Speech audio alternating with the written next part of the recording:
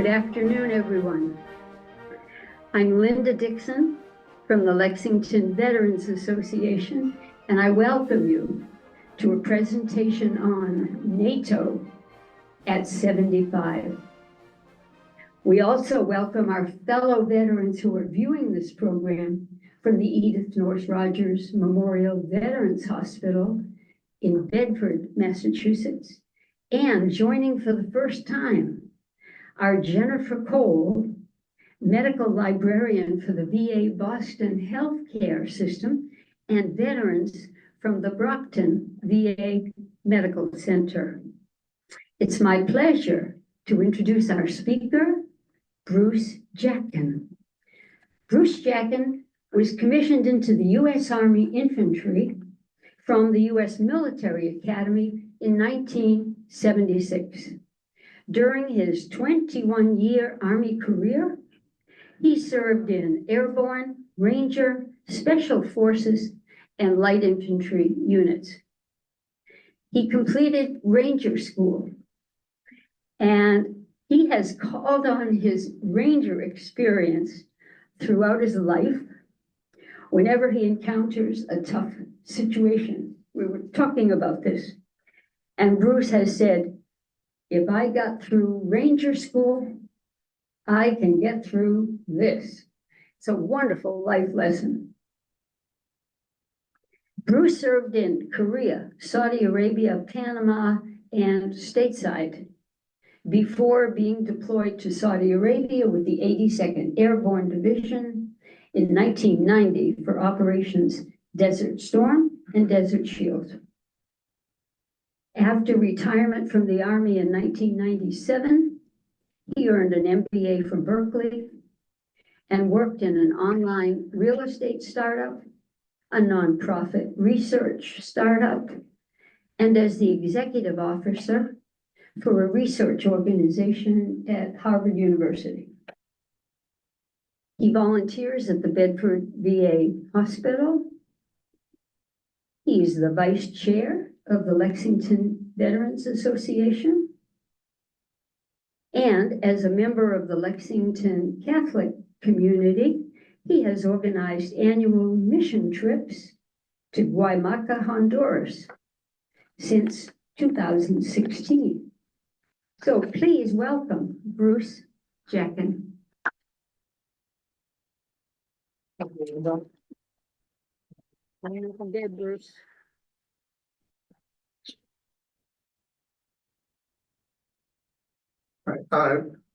Good afternoon. My name is Bruce Jackan. I'm delighted to be here. I have to begin by saying I have not been assigned to a NATO organization. So what I'm presenting to you is some research I've done about the organization. But I have to say that throughout my career, NATO was something that was always referred to in any war game that was conducted. There was always the Warsaw Pact coming through the Fulda Gap and seizing all, moving all the way to the coastline and seizing Western Europe. So I was very interested in the topic when it came up, and I hope that you find this interesting and informative today. Here is the outline I'd like to follow, looking at first the background and why we had NATO, the formation of it, discuss a little bit about its organization, and then looking at from 49 to 89, one of the time periods, the Cold War, 89 to 2001, the second time period we'll look at, and then after 9/11 to the present. So beginning at the beginning, why NATO? It goes back to the Yalta Conference held in 1945. This is the second meeting of the Big Three. In Germany's last major offensive, we know it as the Battle of the Bulge, had ended in January. The leaders met to discuss the framework for post-war Europe. The FDR was very sick, had to take a ship to Malta and then an aircraft to Yalta for the conference. And his concern was that if he wasn't there to talk with Stalin, that there would not be a peaceful post-war settlement. That was his major objective. The list some of the objectives of the three leaders in these slides. First of all, FDR wanted Stalin's support for the United Nations. That was considered by both FDR as well as Churchill that would be the key to keeping a peaceful Europe. Keep in mind that there had been 2 wars in 20 years on the Europe mainland, and they were concerned about not having a third. The FDR, in return for getting Stalin's cooperation, was going to offer Stalin a number of things, that he would have concessions in Asia, especially the Kuril Islands, that he would have influence over the Eastern European countries, but there would be free and fair elections in those countries. And the Soviet Union would occupy one of the seats on the Permanent Security Council of the UN. This was very, very important to Stalin because he wanted to have global influence. The Churchill's objectives, he wanted to retain the British Empire as much as he could, wanted to be sure that he, probably more than FDR, understood Stalin's intentions to dominate Eastern Europe. He wanted to prevent that from happening, and he, of course, agreed with the establishment of the UN.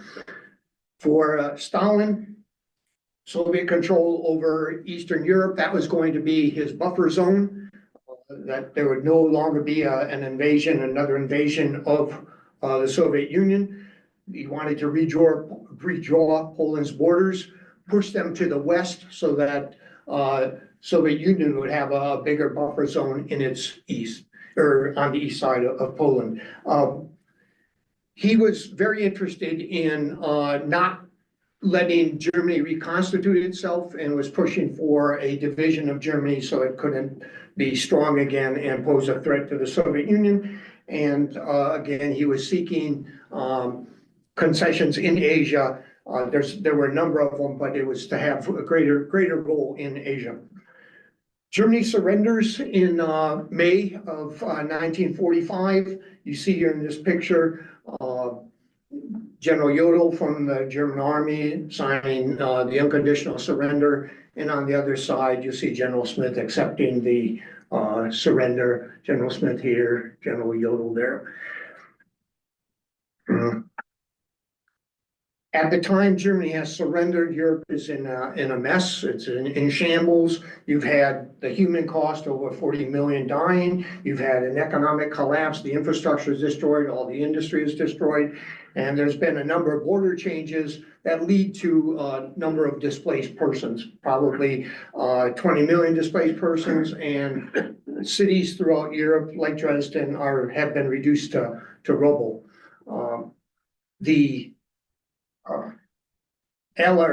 big three at Yalta had agreed that they would meet after the war and confirm their arrangements for the division or peacetime Europe. FDR had died in April. He was replaced by Truman, and later on during the conference, Churchill leaves too because his party had lost the election, and he was replaced by Clement Attlee from the Labour Party. The Potsdam Conference, it's the last meeting of the big three, and unfortunately it ends very, very tension-filled. It's not open hostilities, but it's not a good environment either when it ends. They had agreed on the occupation of Germany, divided it into 4 zones, but what they couldn't agree on was German reparations. Again, for Stalin, he wanted Germany to remain weak. He wanted them to pay excessive reparations. The 2 allies, Churchill and Truman, both had Versailles in mind and knew that would not be good for Europe if you had extensive reparations. And the other part of the reparations was that Churchill and Truman wanted to get Germany rebuilt, believing that a rebuilt Germany would help be the industrial engine that would help lead the rest of the recovery for Europe. The following Potsdam, it ends, one other thing I should mention on Potsdam, and that is, this distrust between Truman and Stalin. First of all, Truman was very suspicious of Stalin to begin with, but Stalin became very suspicious of Truman because on July 15th, just before the conference begins, the United States had the successful Trinity test of the atomic bomb. We had Truman aware of this and just casually passed on to Stalin that we have a bomb of tremendous force. That was all he said. Stalin had intelligence inside the Manhattan Project, and he knew a lot more about the atomic bomb. And when that's all Truman told him, his conclusion was that I can't trust these Americans. They're not going to be straight with me. And so you can see in this background that not a lot of trust that exists between the two sides. FDR had hoped that the World War II cooperation was going to lead to a very peaceful settlement in Europe. Unfortunately, that was not to be, and I'm going to go through about 5 slides here that shows why that World War II cooperation breaks down. The first one is Churchill's Iron Curtain speech that occurs in 1946 in Fulton, Missouri. Truman had invited Churchill, believing that Churchill had tremendous international status, even though he was out of office, but he had status and people would listen to him. And he wanted Americans to understand that there's a tremendous problem brewing in Europe and we may have to do something about it. So Churchill's famous line from Stettin in the Baltic. Oh, let me go back there. From Stettin in the Baltic down to Trieste in the Adriatic, an iron curtain has dropped over Europe. Stalin was bothered by that because he thought that this was a direct challenge to his influence in Eastern Europe. So again, we have a further breakdown of that World War II cooperation. The elections in the Eastern Bloc is another reason that leads to breakdown in cooperation. You have a free election in Czechoslovakia in 1946. But by 1948, let me back up and talk of that. The election was the Communist Party actually took the largest share of the votes, 38%. However, it wasn't enough to form the government, so it had to enter into a coalition government with the National Front, which was a organization of all the remaining parties. But by 1948, they engineered a coup and took over and established a one-party communist rule in Czechoslovakia. This was one of those things, and then throughout the rest of Eastern Europe, the communist governments were elected.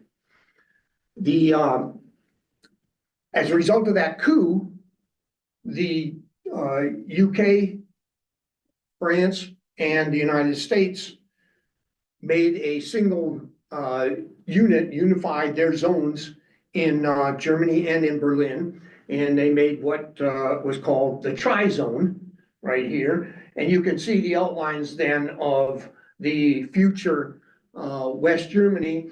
And the problem with this for Stalin was that this is exactly what he didn't want to happen. And so, again, another step, both sides at fault, but increasing distrust and increasing reasons why they would not have World War II cooperation. The Truman Doctrine is issued in 1947 in response to the communist threats to Greece and Turkey. This was going to a major departure from previous isolationist foreign policy. But by this time, Truman believed that he had to step in and help these governments or all of Europe would become communist. Soviet leaders saw this as another threat to their influence and control in Eastern Europe, but then also figuring globally is what's going to happen, that this was a threat that was being posed. The Marshall Plan becomes the fourth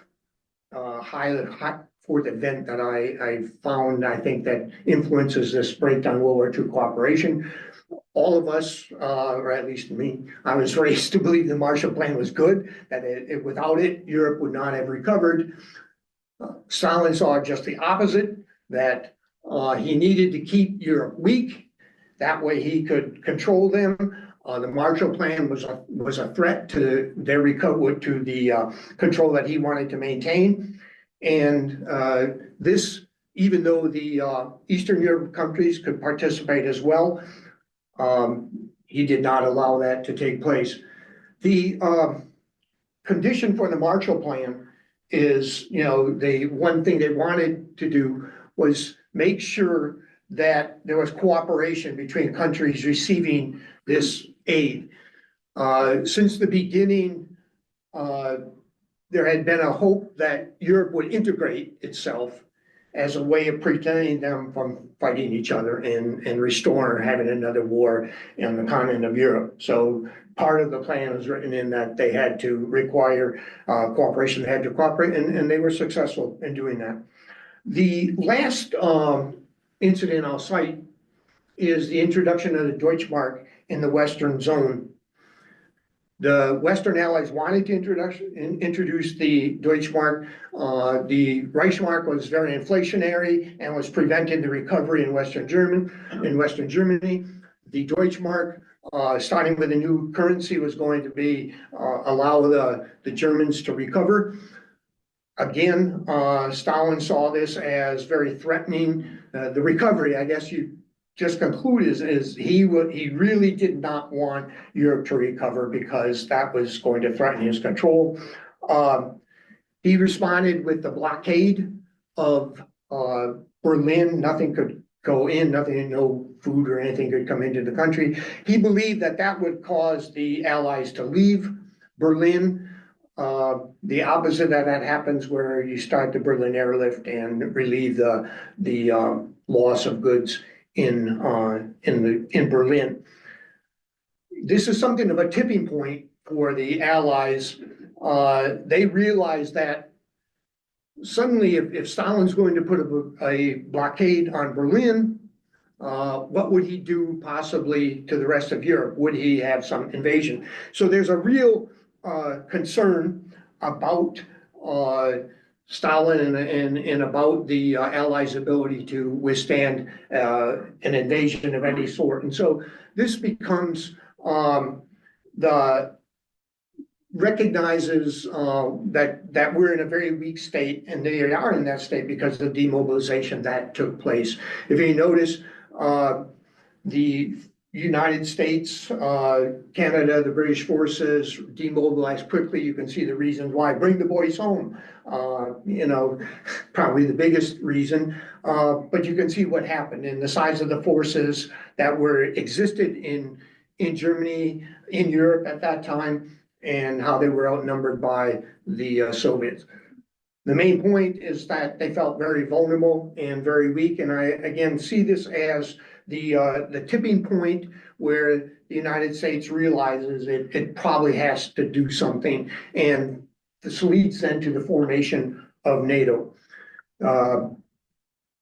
The Truman administration authorizes this working group. Now, there had been a number of groups working on this issue since the end of the war. Especially Europeans believed that the United States had to play a role here.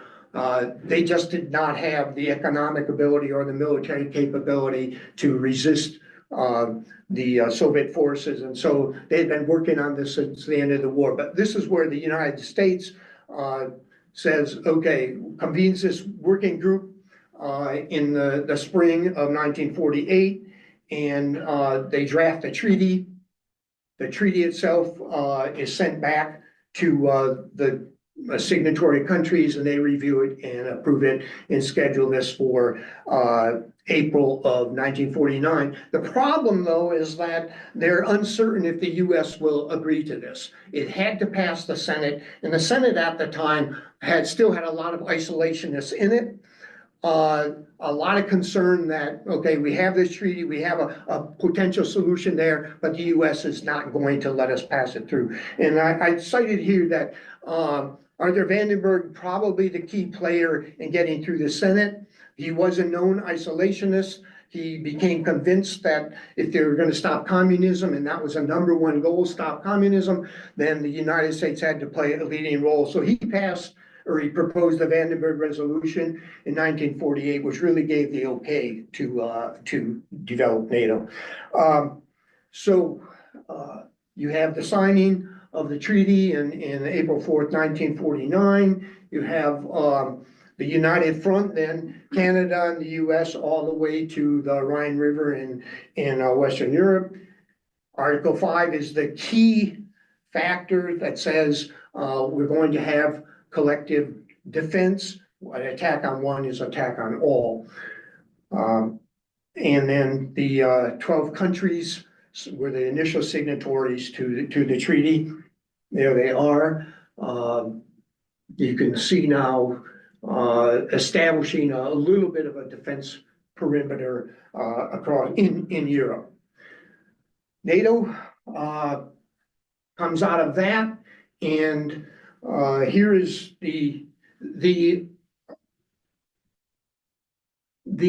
treaty itself authorizes the North Atlantic Council and the Military Committee. Everything else is built around. They have the authority to build it. So they start out with that thing. The North Atlantic Council is the main decision-making body. It provides instructions to the Military Committee, and then the Military Committee provides instructions to the two strategic commanders, one for operations and one for transformation or research and development.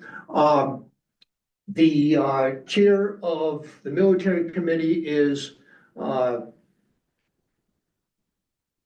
NATO's senior officer, and right now that is a Netherlands Admiral Rob Bauer, 4-star admiral there, and the Secretary General, the principal civilian, is Mark Rutte, who is a former Prime Minister of the Netherlands. He just replaced Jens Stoltenberg, who was the former Prime Minister of Norway. So you can see that the Secretary General is kept at a very, very high level. One other thing to note is that all decisions are made by consensus. There is no majority, 6-1 or 7-6 or vote like that. It's all made by consensus, which is good. Everybody then has a role, but it also, I think you can see, it could be very difficult to reach that consensus depending on who some of the parties are. Just a picture here of the meeting of the NATO Military Committee. Here's the U.S. representatives, the principals, Ambassador Julian Smith and Vice Admiral Shoshana Chatfield, who came out of the helicopter seaborne forces of the United States Navy. The NATO military forces, they can draw on resources of about 3.5 million. The United States has a significant portion of that. The SACEUR has always been a U.S. general, and I'm sorry, he has been an admiral as well. SACEUR could be both. And the Supreme Allied Commander for Transformation is, since 2009, has always been a French officer. Maybe a coincidence, but it's in 2009 when the French military rejoins NATO. They had left in 1966 over concerns about the dominance of the US and come back in 2009 and as full members. The NATO strategic commanders, currently General Christopher Cavalli from the United States Army and French Navy Admiral Pierre Vandier. US forces deployed to NATO, 100,000 plus or minus, and that's the highest since 2005. The buildup mainly in reaction to the invasion both of Crimea in 2014, as well as in main body Ukraine in 2022. Funding. The probably what gets the most notice is the 2% defense funding. In 2014, in response to the Russian invasion of Crimea, the NATO heads of state, not NATO committee, the NATO heads of state said that they would make the goal of allowing or allocating 2% of their fund, 2% of their GDP toward defense funding. The United States has always exceeded that, but it has an advantage in that anything that is directed toward defense, whether it's in the Pacific, whether it's in the Middle East, whether it's in Europe, is considered part of your defense spending. And so the United States has always been above that 2% target. 3 members met the goal in 2014, and 23 of the 32 should reach it in 2024 here. You can see people below the line who aren't making it. And you can see these countries here. It's no coincidence that they are the countries that are closest to Russia, closest to the fighting, and have the greater incentive to be at that target. Another way of looking at this is to take a look at what their GDP per capita is as a way of measuring the economic well-being of the country. The higher, obviously, the GDP, the better off you would expect them to be. The countries in red are the ones who haven't met the 2% target. You can see that several of these countries, Canada is on track to make it next year, Italy, and of course, Luxembourg, my goodness gracious. With their GDP per capita, they should be able to meet 2%. Luxembourg is a very small country, population of about 600,000 people, a military of about 900 to 1,100. Probably would not be a bad thing, should not be difficult for them to make their 2%. NATO also has another source of funding. This is called the direct funding, which allows them for their operations, pays for the costs of their headquarters and all their administrative costs, as well as systems that are NATO-wide, such as air defense or command and control communications systems. And that's what the direct funding pays for those things.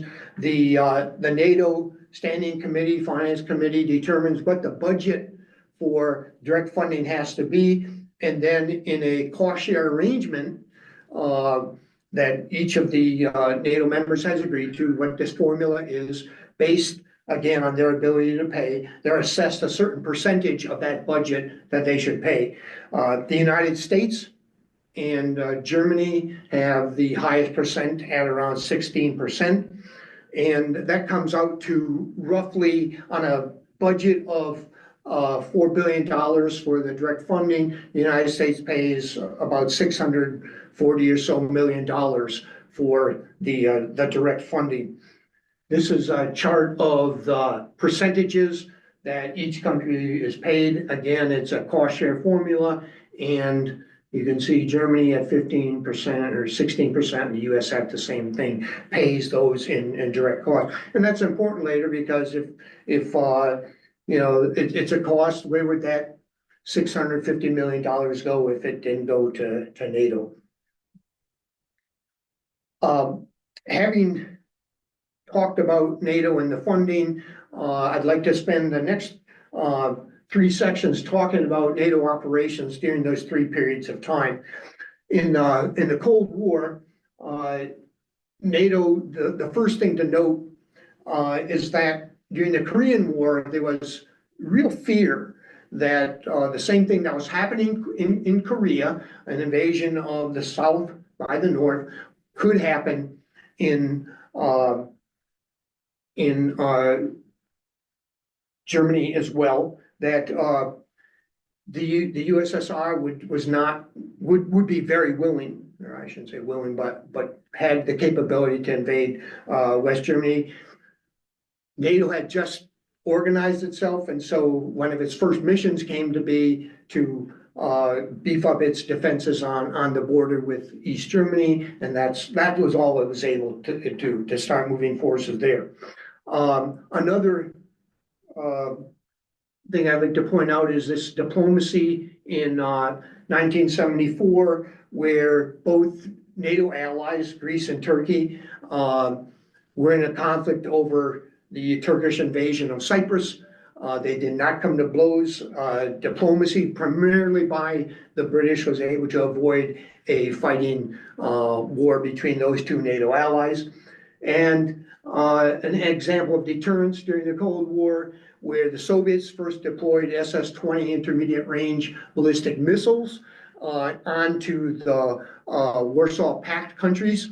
And in response to that, as a form of deterrence, the NATO deployed Pershing II missiles.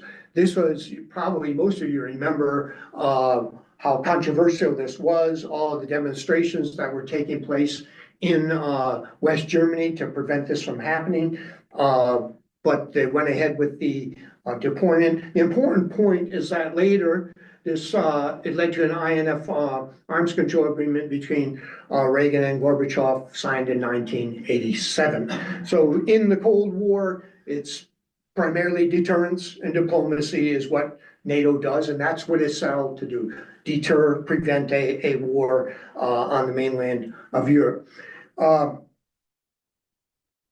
NATO did expand during the Cold War. Took in 4 additional countries to raise it to 16. We had Spain. Francisco Franco had died in, I believe it's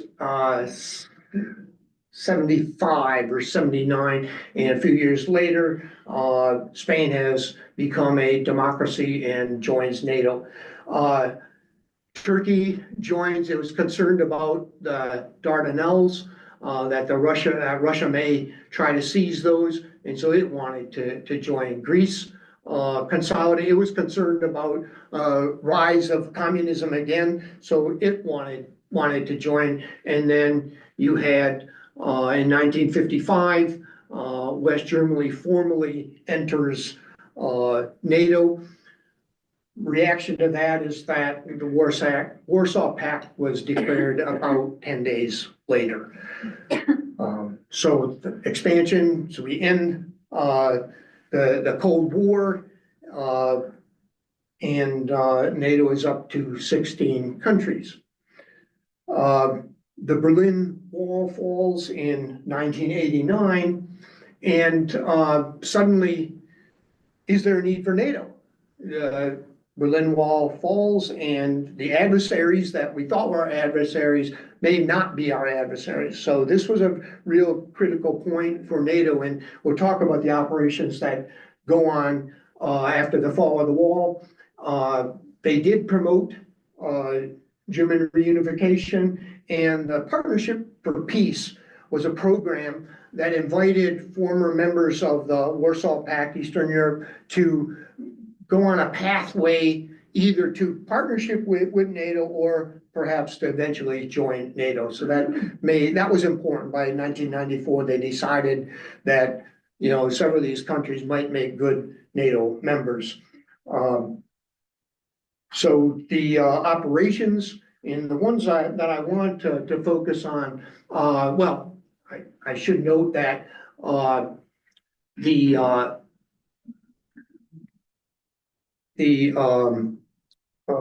9/11 becomes the first incident where NATO invokes Article 5. It's collective defense mechanism. So you've had NATO go from purely it's deterrence based into a number of missions. And let me show you these. You have operations in the Balkans, and that's the main situation here at the fall of the wall.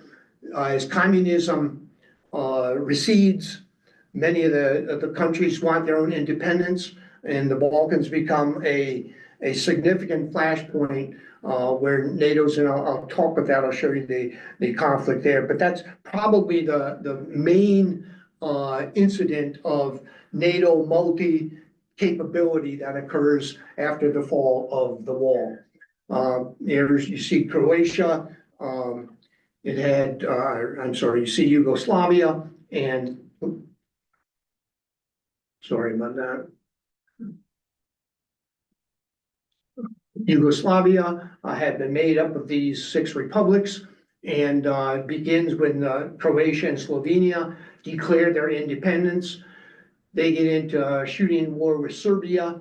Eventually it's settled. Bosnia and Herzegovina go into war by 92, and then one that becomes a very important point for NATO is Kosovo. It's an autonomous republic here, made up primarily of ethnic Albanians who declare their independence or declare their freedom from the ethnic Serbians in the country, and that sets off this Kosovo War from 98 to 99. In that war, you have what NATO calls the KFOR. It's a Kosovo force. It's made up initially of about 30,000 troops. It goes into Kosovo to really stop the ethnic cleansing that is going on there with the ethnic Serbs against the ethnic Albanians. This KFOR still exists right now. It's composed of roughly 4,300 troops from 23 countries, or 23 NATO countries, and 600 troops from that are from the United States, part of that KFOR. The Balkan operations demonstrated it, still within Europe, but demonstrated that NATO had a lot of capabilities, whether it was peacekeeping, whether it was direct combat, whether it was the air attacks. It could do it. It had the capability to do those things. Again, this is post fall of the wall, where countries are wondering, is there still a need for NATO? So NATO after 9/11 has another big event, and that is in the International Security Assistance Force.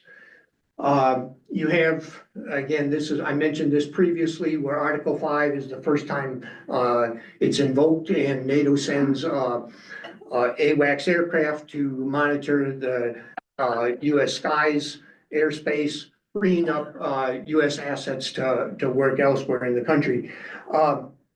The International Security Assistance Force is set up in order to assist the United States actually in Afghanistan. The desire is to stabilize Afghanistan, combat the Taliban as possible, conduct counterterrorism operations, and train the Afghan National Army. The force itself grows to about 130,000 troops. The initial commanders, I think the first two commanders, maybe the first 3 commanders are US generals. After that, it goes to Europeans, generals who command the rest of it. Take a look at Afghanistan here, and you can see these are all the countries that were participating as part of it. And then you can see here their deployments throughout Afghanistan. It doesn't mean, it's not that important where they were, it's that you had this broad coalition of forces under NATO command, under NATO control, that was trying to bring peace to Afghanistan. That was the major mission for NATO right after 9/11. There were other missions. This one in particular, I'm going to go through this quickly, was in Darfur to provide peacekeeping and logistics support This was requested by the African Union. You had another incident, you had piracy, combating piracy off the Horn of Africa in the Gulf of Aden. You had in Libya, during the Libyan Civil War, NATO enforced arms embargo, protected civilians. It conducted or established a no-fly zone, and also conducted airstrikes in order to protect civilians in the region. So those were minor. They were important operations, but minor when compared to the resources and the time spent on the ISAF, the International Security Assistance Force. The next point to make is in 2014, the invasion of or seizure of Crimea. NATO deploys battle groups into the Baltic countries and Poland. The countries there are outlined in or labeled with red labels, tags on them. And you can see, again, kind of trying to build that wall in case Russia attempts to continue its aggressive moves and reclaim the Baltic states. As a result of the breakup of the Soviet Union, as a result of NATO's programs, partnerships for peace, as well as their accession plans, it's able to take in and expand itself with a number of former Warsaw Pact Eastern Europe countries. The first three to join are Czechia, Hungary, and Poland, bringing it to 19 members. They joined in 99. Whether it's coincidental or not, that is the same year that Vladimir Putin becomes the prime minister of Russia under Boris Yeltsin. Does that have an impact on his psychology about, this is not good for Russia? Another group joining, the next 7 countries joined in 2004. NATO's up to 26 members, Albania and Croatia. And just to note here on Croatia, remember in 91, they were Croatia and Slovenia were the first 2 countries to declare independence from Yugoslavia. And then 2017, you have Montenegro. 2020, you had North Macedonia. So at this time, NATO has 30 countries. The next 2 come with the invasion of Ukraine. The important point, I think, in this case is that Finland and Sweden have remarkably modern militaries. They had exercised with NATO even before they joined it. They were tremendous assets to NATO to join. 2 countries, Hungary and Turkey, held up their accession under the guise that Sweden and Finland harbored terrorists. I make a point of this simply because this is now, you can see one of the weaknesses in the consensus building. You have 2 members that democracies, they have civilian control of their government, they have strong militaries, ideal NATO members, but they can't join because 2 of the existing members want to extract a concession from NATO. So it's an important thing when you have a small NATO, 12 countries, may be easy to reach consensus on. Now that you have 32 countries, it might be much more difficult for NATO to reach consensus on its operations, but that's still the principle that it operates under. Anyway, Finland and Sweden are admitted, but NATO did pay a price. Turkey got the promise of some F-16s, also got in that Sweden agreed to new anti-terrorism law, and also agreed to share intelligence with Hungary. With Turkey. Hungary was able to get some concessions that NATO would support its entry into the EU, and that it would expedite the negotiations over a lot of money that the EU had withheld from Hungary, because of some of its repression of the free press. So it's an important point for the future of NATO. Is consensus the right decision-making tool for a large alliance? Here's the 32 member NATO, 3 countries looking for admission. You have Bosnia-Herzegovina here, you have Georgia here, and then of course Ukraine. Just for information, at 32 members, NATO's population is about 12% of the global population. Its GDP is 44% of the global population. You can see that it's a well-endowed organization. And I think what you also want to recognize, or I want to recognize, is that one of the things, in order to join NATO, you have to be a democracy. And the Balkans is a perfect example of countries that had been part of Yugoslavia, had been communist countries that reformed to become democracies to enter NATO. And Bosnia-Herzegovina, again, is still, it's applied, hasn't been admitted yet. And then Serbia here, probably linked too closely to Russia, probably to ever join NATO, but it's possible. All right, so since the invasion of Ukraine, essentially the NATO has taken on increased its rotations into Eastern Europe, trying to make sure that it can withstand any further meddling by Russia. It's provided a lot of training to Ukrainian forces. It shares a lot of intelligence. If you read and follow some of the successful attacks that Ukraine does make, a lot of that comes from the intelligence that the United States has provided, or that NATO has provided for their targeting. And then it's also increased its own air defense capabilities, knowing that drones and ballistic missiles now are kind of Russia's favorite tools. Here's a chart of the donations being made and donations of the funding being given to Ukraine.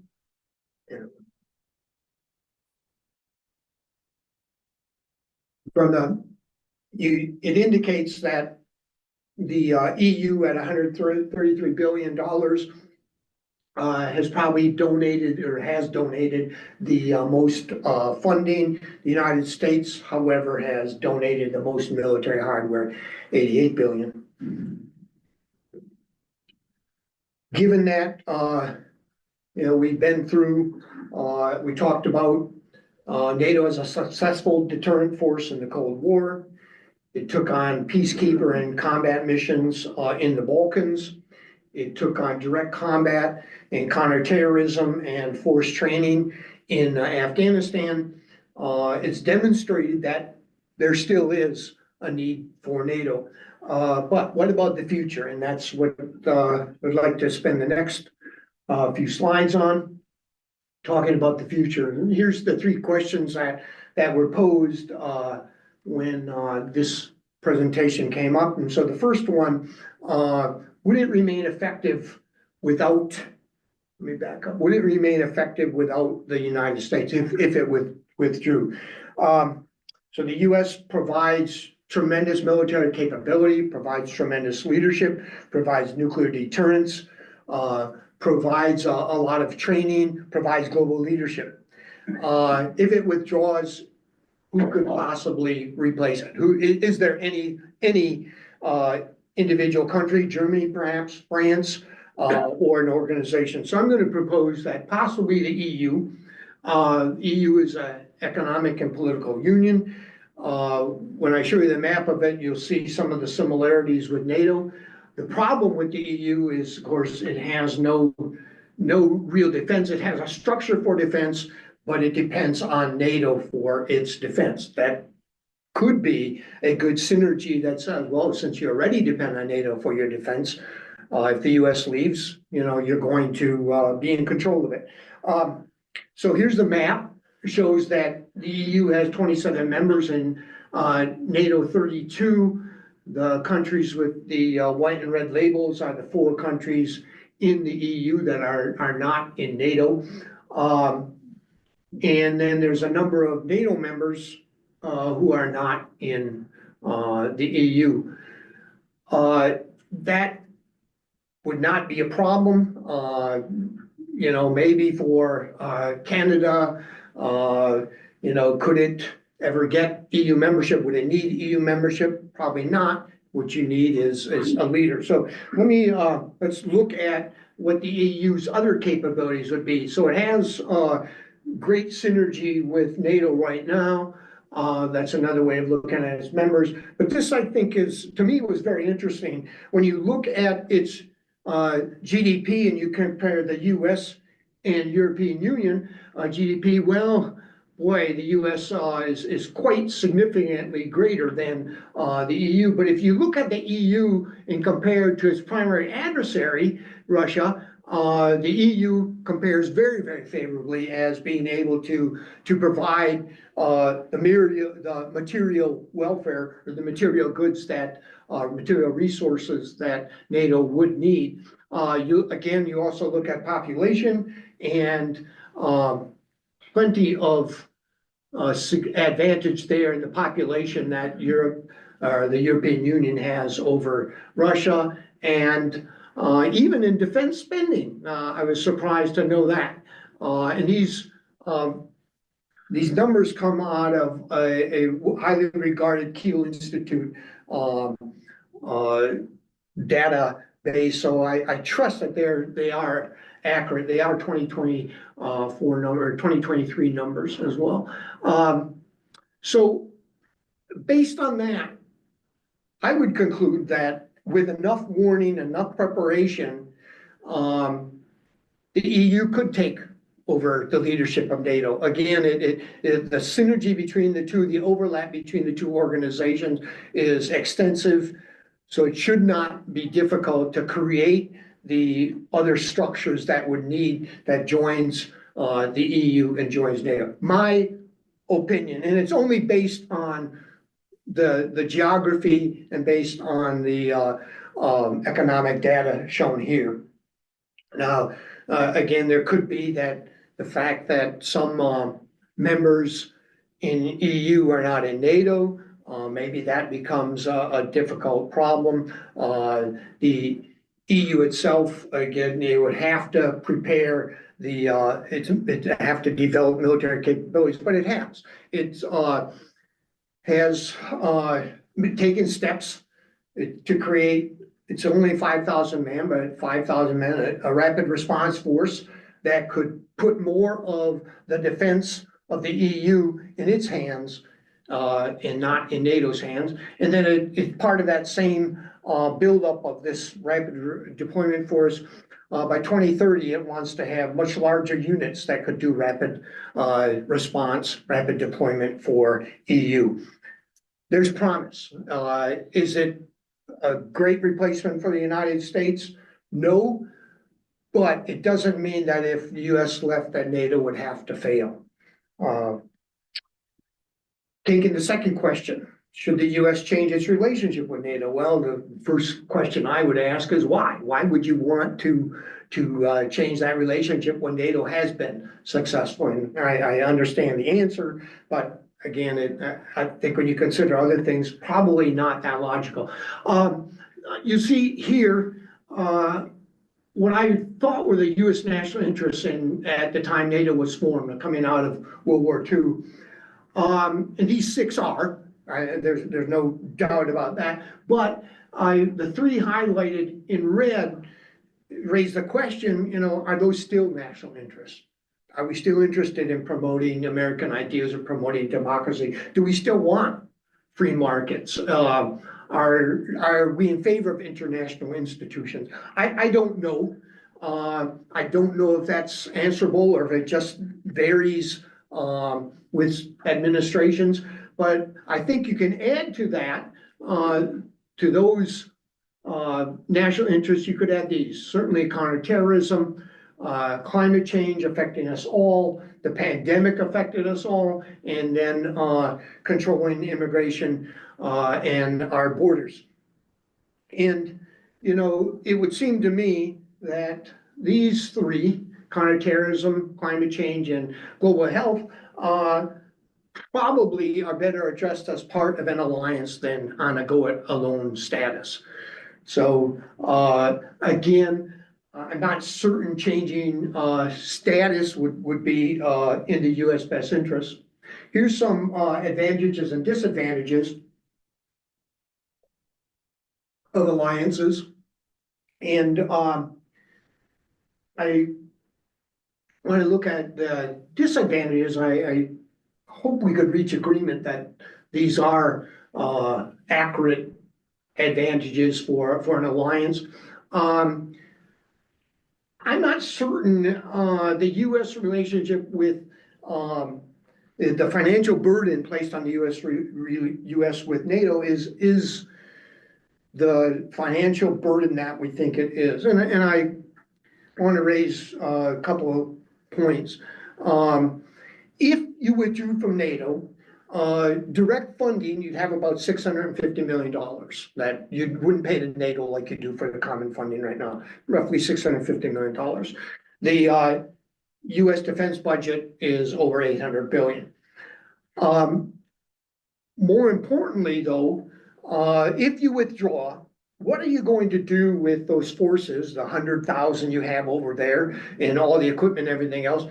Are you going to inactivate all those units? Well, if you inactivate them and you have a much smaller military, you certainly now have reduced your global footprint. And is that what you want to do?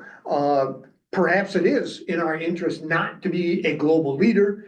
But I think if it is in our interest to be a global leader, it's going to be hard to do that if we continue to reduce our presence across the globe. And in a moment, I'll talk about another reason for that. The other point on this, on the financial burden, the US spends about $20 billion to support its forces in Europe. That's for deployments, that's for training, that's for bases, that's for personnel. Again, that could be a savings if you totally inactivate them. So directly you would get 600 million because you're not paying the direct funding costs. But could you recoup the rest of that money? Again, it depends on where do you put these forces. And if you inactivate them, you have a chance to recoup it. If you don't, you're going to probably increase your costs because you're going to have to build new installations and you're going to have to negotiate contracts for these units elsewhere. Just a thought. This one, the risk of being drawn into conflicts. Well, if you look at the conflicts, it may be a question of NATO has been leveraged by the US more than the US has leveraged NATO, specifically Afghanistan. You could say that Libya, even though it wasn't a big operation, when they went there, that was directed by the United States because it had an interest in stopping some of the assaults on civilians taking place there. Kosovo was clearly the same way that the United States felt very strongly about stopping ethnic cleansing. And so through NATO, the United States was able to extend its interests in foreign policy. Those are just three of the instances. So I'm not certain. Yes, there's always going to be a risk of being drawn into conflict. But in this case, probably the United States has worked more easily through NATO to achieve a lot of its goals. There may be more examples out there in domestic political divisions. I'm not certain how that one gets solved. All right. So the second part of that question is, could the U.S. change its relationship? So it's could or should, and now how? And just a couple of thoughts up here. You could attempt to expand instead of NATO focused on Europe, since NATO has already broadened and has done operations in the Middle East. Maybe you try to enter into some sort of global pact with Korea, Australia. We already have ANZUS. I mean, there may be a way of bringing these units together, so it's a unification of democracies. Would it reduce the burden on the U.S.? Not certain of that, but it certainly should be considered, and probably has been considered. You could press for more balanced funding if the concern is that the United States is paying way more than its share. You could reduce the military footprint in Europe, but designate the forces in NATO's war plans. If NATO, the forces even in the United States, our war plans reflect what forces will go to that particular war plan. And you could do that in this case too. You could say, well, we're going to withdraw from Europe. We're coming home. It's cheaper for us to come home, but we're going to, something like France did. France withdrew its military, but it said, I'm still going to be part of NATO. The US slightly different. We could say we're withdrawing our footprint in Europe. We're going to keep our forces available for NATO, and we're going to remain part of NATO itself. And just another way of perhaps saving some money. And then maybe just to look at exchanging manpower for taking on more cyber roles or more technology roles may be possible there. So you could change the relationship and remain part of NATO. One of the questions would be, what does your adversary do? And in response to that, does your adversary see that as with U.S. withdrawal, U.S. coming, reducing its footprint is a sign of weakness, and it's time to take advantage of it. In the final slides here, I just want to raise this about the BRICS and the Belt and Road Initiative. First of all, I'm sorry, let me back. One last thing to put in there, and we should consider, is leadership has a cost to pay and everything. And the question for us is, are we willing to pay that cost? Or is it time to withdraw and say, we've got too many problems at home we need to take care of. We don't need to lead the globe anymore. So that brings in the BRICS in China's Belt and Road. So the BRICS challenge to NATO, pushed by Putin. I put a question mark by rival alliance. Yes, that's what he wants it to be. With these 5 countries, it's 40% of the population and 25% of GDP. NATO is just the opposite. But the BRICS believe that population growth is on their side, and pretty soon they will outgrow the rest of the world, and with that will come economic development, and they will be the primary economic power. They want, especially Putin wants to replace the Western-dominated financial system with a BRIC system. That means the dollar is no longer the world's currency. And as a sign of its growth, 36 countries attended the most recent BRIC conference in Russia that occurred in October. So it's a question. I mean, is this a rival alliance? Is this something that NATO should be concerned about? Is this something that the US should be concerned about? And then finally, I want to talk about China's Belt and Road Initiative. You perhaps have heard about it. It's the simple thing to understand about it is China sees this as a way of becoming the global power by connecting a series of countries, by offering them infrastructure development, by offering them loans. It hopes that it can increase its global footprint and become the predominant global power, replacing the United States. I want to point out that 7 NATO countries have already joined the Belt and Road Initiative, and it is worrisome to NATO that if countries are letting their economic interests dominate their security interests.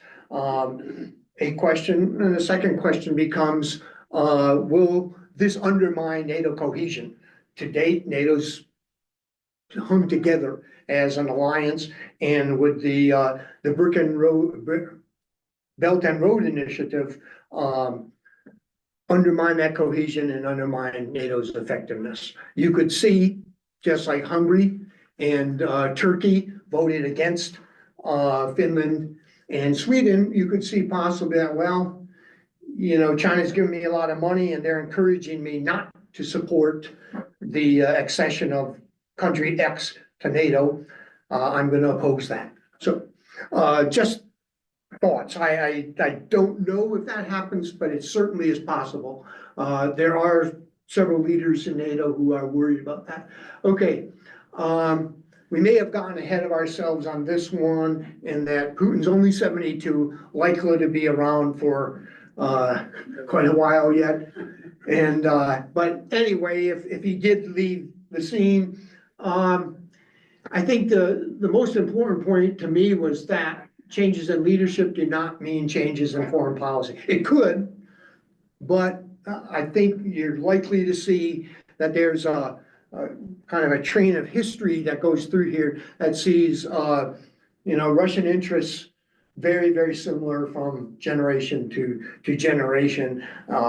Possibly, again, depending on what had happened or how it happened, when whoever replaces Putin may be just like him. On the other hand, it may be completely opposite of what he was, Boris Yeltsin. Anyway, we should maintain NATO should maintain a deterrence posture, seek the opportunity for diplomacy if it's there, attempt a new diplomatic initiative, try to resolve things peacefully, don't expect it, and then continue support for Ukraine. Putin in 2005, the breakup of the Soviet Union is a major political disaster, geopolitical catastrophe of the 20th century. Xi Jinping sees the regional alliances as destabilizing. I think, as long as you have people, your adversaries, thinking like that, you have to be concerned about what messages you're sending them and what posture you maintain.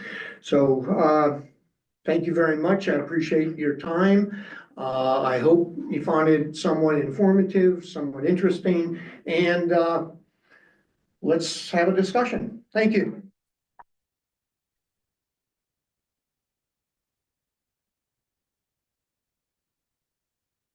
Okay, we invite your questions. Anyone with a question, please wait until we bring the microphone to you so that you can speak into the mic and get recorded for posterity. Bob will take one half of the room, I'll take the other. All right, who wants to ask the first question? Sir. Yes, a question about the nuclear umbrella. A NATO without US would have basically Britain and France to provide a nuclear umbrella. Is that enough to maintain a deterrent stature? It certainly is something. What enough means, I don't know, especially with Putin, who wants to rebuild his nuclear forces. It probably would not be enough. But again, these would be the things that a NATO without the US and the US would have to give warning. Right now it's 1 year, but it would have to give much more than that so that NATO could build up those forces. But right now, just on a one-for-one basis, no. What the UK and France have is not enough to oppose that. So it's, again, I think if you consider any replacement for the US, time is really necessary. I mean, the resources are there, the brain power's there, the people are there, the money's there. You'd have to, is the will there? I think it would be, if that was the case. So.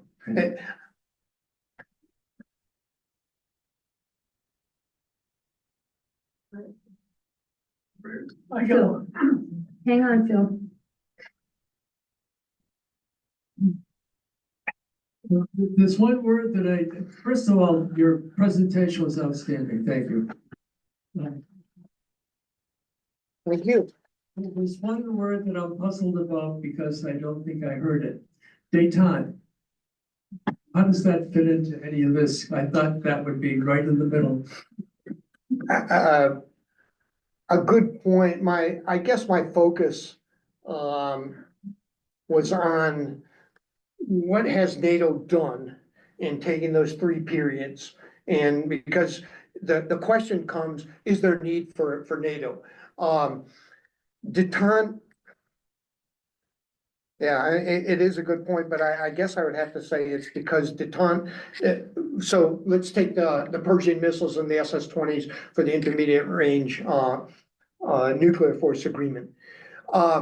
There, NATO served as the structure for the nuclear forces, but it was the United States as the political leader and Gorbachev as a willing partner that was able to bring about detente. So I guess what it shows is detente is necessary, that the United States is essential for any detente, any development of detente, which is, why the last slide talked about, is there a chance for diplomacy, or that we should seek diplomacy with a new Russian leader. But you're right, I didn't really see that as a major NATO accomplishment. Thank you. Okay. Hi, I just wanted to say that I've heard about NATO for several decades, but until your presentation, I don't think I understood the history and the structure and the function and the potential future of what NATO is. So I just wanted to say thank you. That was very clear and understandable. Good. Well, thank you very much. Appreciate that. Yes, I agree. Thank you. Admiral James Stavridis. It's a tough name. Greek. He is, for those who don't know him, was the former Supreme Allied Commander, 4-star Admiral at NATO. He recently, within the last actually month, gave a projection of Ukraine and Russia. And his projection is that Russia will occupy 20% of Ukraine and 80% will go back to Ukraine, and Ukraine will be a member of NATO in 3 to 5 years. Could you comment on any of that? First of all, it's hard to see a peace agreement that Putin agrees to where Ukraine is a member of NATO. He is his stated policy, his first requirement for peace is that Ukraine will not enter NATO. So Admiral Stavridis, tremendous intellect. He certainly has advantages to information that I don't have. So I can't say. What I can say is what Putin has said. And again, I think the Russian position has always been to take the maximalist position and then come back from that. So maybe he will. I think that Ukraine would probably take an agreement that would allow it to enter NATO, because the point for Ukraine, if you're Ukrainian, how do you trust any of Russia's agreements? I think that's what anybody in Europe or Ukraine, anywhere, is saying. Look, Russia will go back on its agreements at its convenience. And so I would have a hard time thinking, unless Ukraine is so impoverished, unless all its support is cut off completely and it's facing annihilation. It's facing to be erased from the map and being a province of Russia, the entire country. maybe it would agree to that, but I just go on those 2 points. They never trust a Russian agreement, and Putin has said he'll never accept Ukraine in NATO. So,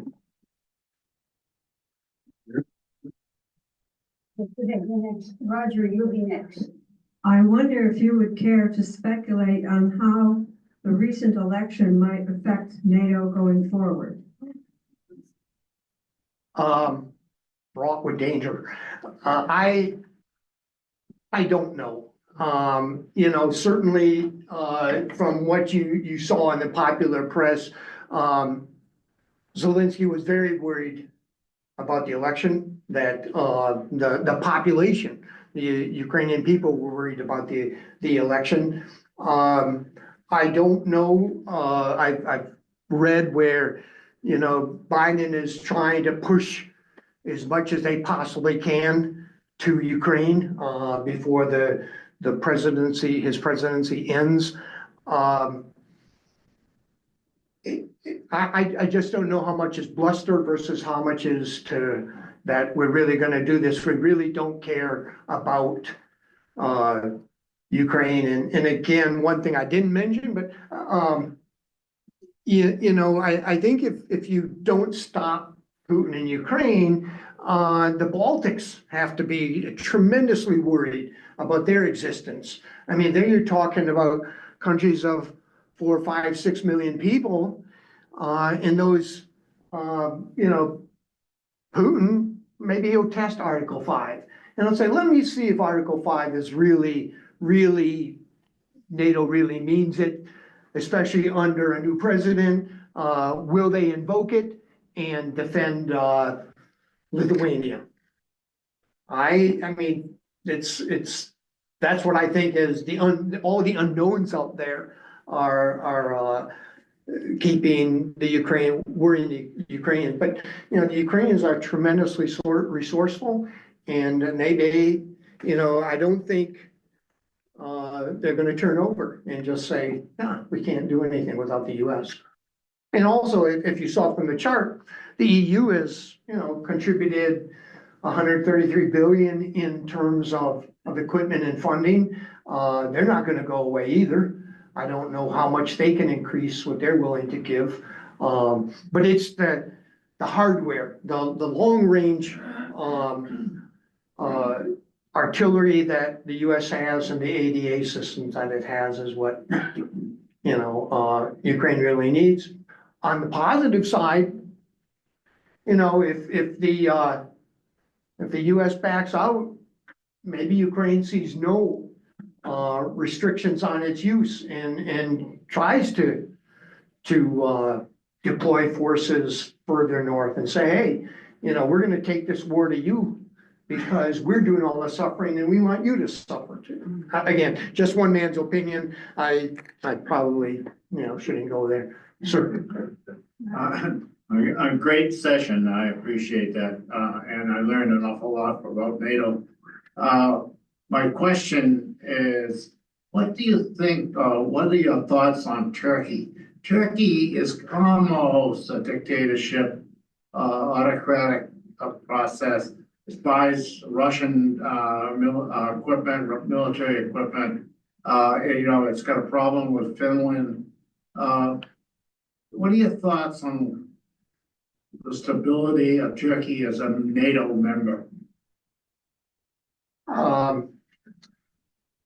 Excellent point. I think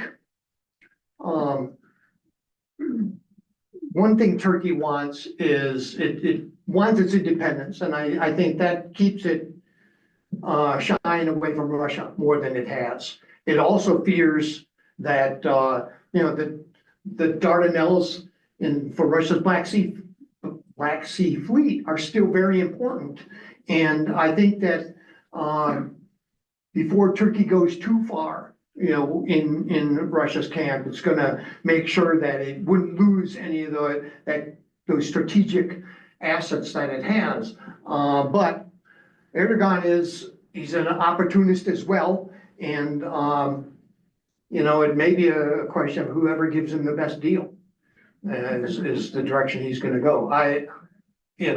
but he is, I mean, he is an opportunist, and so,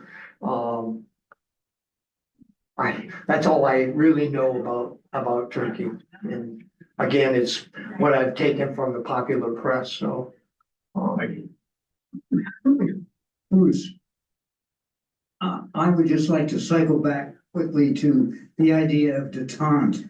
I just can't imagine in the current international situation that anything like detente is going to be discussed or even possible.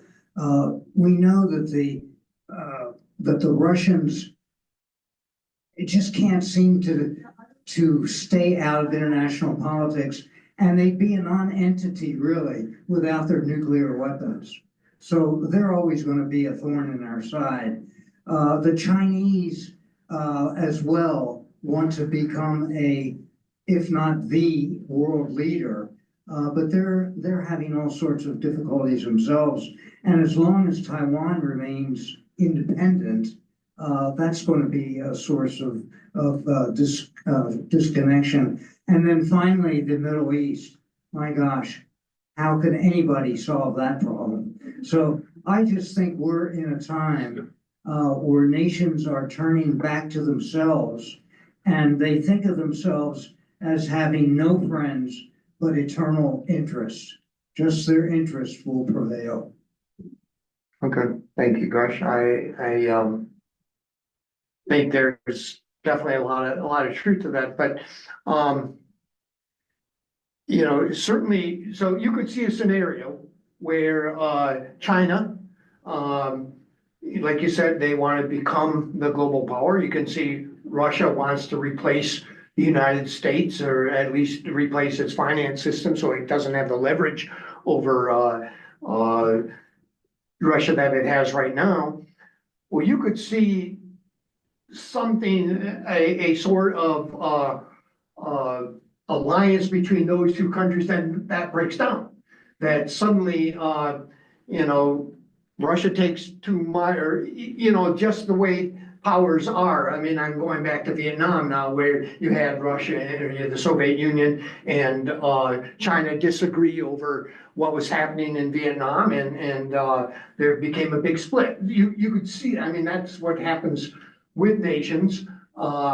So I think it's certainly possible that they'll support each other up to a point, but then probably not. So, but your main point, that the time right now in the current international situation, how can it be? I would agree with you on that, but I don't think it's settled as to you know, there's the great powers that are going to emerge out of the current chaos that's going on. All right, we have time for just a couple of more questions. This gentleman has one, and then Phil, I think maybe you're going to be the last two. Here you are, sir. Thank you, excellent presentation, I agree. And to follow up on this lady's question, given November 5th, how can we assume that the NATO countries are going to be comfortable in pursuing serious goals when the intelligence system may be basically destroyed if information is leaked or shared by the new administration? I think that is a something, you know, the question of the hour, because you know, NATO has been effective because it's remained cohesive. They've been able to achieve consensus on things that they've done. And again, when I cited the Belt and Road Initiative as a way of undermining that cohesion, I think that's just another way the political situation in this country could certainly undermine NATO's cohesion. And I definitely think that is what they're very, very worried about. Does it become a case where Europe doesn't share any intelligence with the United States because they're afraid that it will then go to Putin? I mean, that is certainly, you wouldn't be unreasonable to think that at all. I think any reasonable person could say that's a real possibility. So. I mean, I don't know what the answer is other than to say they're worried. I mean, everybody's worried about that. And again, a great presentation today. Thank you. What are like the top three things that you'd be watching as metrics about the cohesion of NATO in the next year or two? I think the principal one is, how many more countries hit their 2% target? And the second thing I'd be watching is, does the EU take any other steps toward creating? I mean, you could see a possibility here where the EU strengthens NATO. I mean, doesn't become the leader, but it actually strengthens it because of the other members that are not in NATO. So that's a possibility. So I'd look for one, that 2% target. Does everybody reach that? And then two, what does the EU do? Does it continue to work on strengthening its defense capability, becoming more self-reliant? So, sorry, that's about all I. What about joint exercise? Well, there's a lot of them going on. I mean, there's rotational units. They keep their units in the Baltics, rotate them out. Who else would you have a joint exercise between? Are you looking for somebody in particular, or? Somebody with a lot of ships. Well, true. I mean, NATO has shown its willingness to deploy the ships and put them up in the off of the Horn of Africa and Gulf of Aden, Red Sea. So it does want to play a role in keeping those lanes open. But I just think you could also be listening for is NATO talking about additional measures that it could take for its nuclear forces.